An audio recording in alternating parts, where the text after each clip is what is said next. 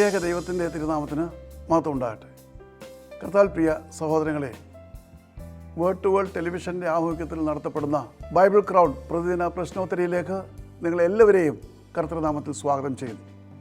നമ്മുടെ ഇന്നലത്തെ ചോദ്യം, ബൈബിളിൽ പേര് രേഖപ്പെടുത്തിയിരിക്കുന്ന ദൂതന്മാരുടെ പേരുകൾ ഏത്? ഉത്തരം ഗബ്രിയേൽ, മീഖായേൽ. ഇന്നലത്തെ വിജയി.